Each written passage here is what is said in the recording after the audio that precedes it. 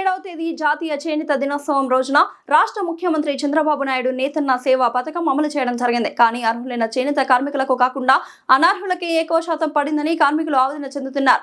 శనివారం ధర్మవరం పట్టణం కదిరి గేట్ దగ్గర నుండి ర్యాలీగా బయలుదేరి మార్కెట్ యార్డ్ దగ్గర ధర్నా కార్యక్రమం నిర్వహించడం జరిగింది.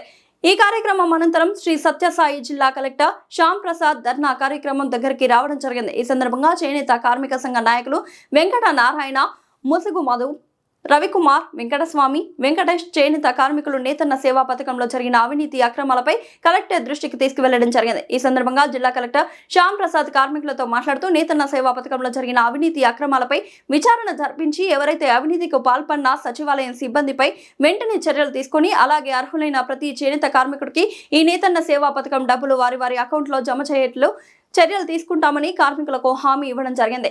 అదేవిధంగా 4వ వార్డ్ శాంతినగర్ సచివాలయం వెల్ఫేర్ పై కూడా చర్యలు తీసుకుంటామని ఆయన తెలిపారు. ఈ కార్యక్రమంలో చేనేత నాయకులు ఆదినారాయణ, సంఖారపు రాజా, శ్రీనివాసులు, శివ మరియు పెద్ద ఎత్తున చేనేత కార్మికులు పాల్గొన్నారు.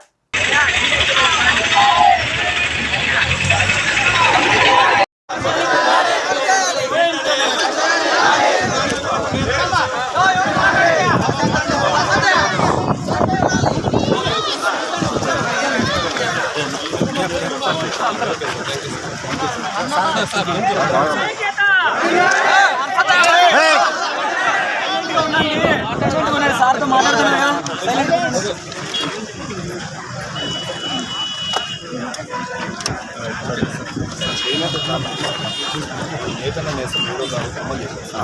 15 అన్నారు, 18 అన్నారు. ఇంతవరకు మనం చేనేత కార్మికులు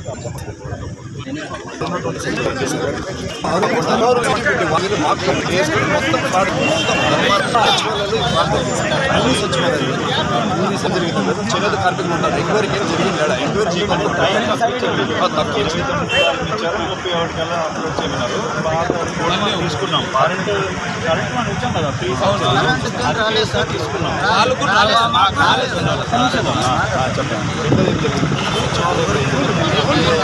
వాటికి సంబంధించి వాళ్ళ దగ్గర డేటా ఉంటుంది. ఆల్రెడీగా లాస్ట్ 5 ఇయర్తో వేసారు కదా, వాళ్ళ దగ్గర ఆల్రెడీ డేటా ఉంటుంది. ఆ డేటా బేస్ చేసుకుని మళ్ళీ రోజు ఎంక్వైరీ చేసుకుంటే అయిపోతుంది. 3-4 రోజుల్లో కంప్లీట్ అయిపోతుంది. కానీ వీళ్ళంటే ఇప్పుడు అంటే కదా 50-50 అనేది, అంటే ఆటో తెలియ వాళ్ళకి అసలు ఆ సంబంధం వేసే ఆ కార్మికుల సంబంధం వేసే వాళ్ళకి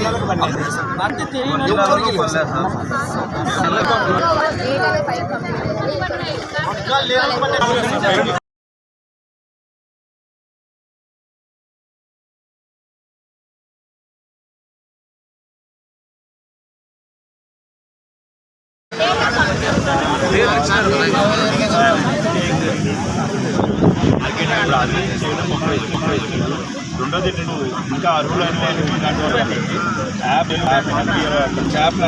యాప్లో మనం ప్రతి ఒక్కటి వచ్చి మన కంప్యూటర్లో తర్వాత షాట్లో ఎంత ఉన్నాడు ఒకరు ఉంటారు.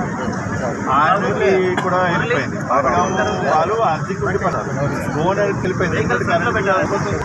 కొత్త ఓనర్ వేరే ఉన్నారు. ఆ చిన్న మిస్టేక్ ఏం జరిగింది, ఆ మిస్టేక్ ఎట్లా జరిగిందంటే సార్, సచివాలయంలో మ్యాపింగ్ చేస్తున్నారు కదా సార్, ఈ అంతా రెడీ చేసేసారు. అలా అంటే డీటెయిల్స్ అంతా వస్తుంది. కానీ అకౌంట్ నెంబరు, ఐఎఫ్సీ నెంబర్ మారిపోతుంది. చేనేత కార్మికుడి పేరు అంతా ఉంటుంది. ఒరిజినల్ అంటే వాళ్ళు ఎలిజిబిలిటీ మాత్రం అకౌంట్ నెంబర్ వస్తుంది. అకౌంట్ నెంబర్ కదా, బ్యాంక్ కూడా మళ్ళీ డేటాతో సింక్ అవుతూనే తెలుస్తుంది. అంటే నేను రామారావు పేరు రాసి నా అకౌంట్ పెడతాను, ఇతను అకౌంట్ నెంబర్ చూస్తాను తప్ప రామారావు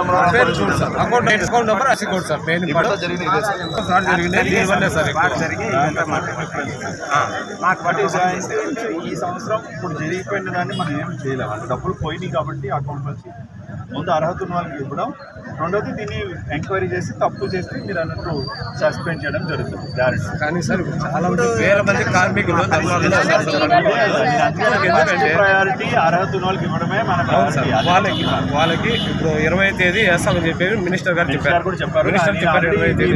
ఇంతకుముందు ఒకసారి అక్కడ ఎంక్వైరీ చేసి అడిగాను కూడా, మాట్లాడుతున్నాం. త్వరలో మంజూరు చేస్తున్నారు. బట్ అఫ్కోర్స్ తప్పు తీసుకుని వదిలిపెట్టాం. మీకు అర్హత వాళ్ళకి ఇవ్వడం కూడా చేస్తాం. ఓకేనమ్మా సార్? ఇప్పట్లోగా వీళ్ళకి గవర్నమెంట్ దృష్టికి తీసుకెళ్తాను. ఈ ఎంక్వైరీ చేయాల్సిన బాధ్యత నాదే. ఎందుకంటే ఇక్కడ జరిగింది కాబట్టి ఇది నేనే చేయిస్తాను. ముందుకు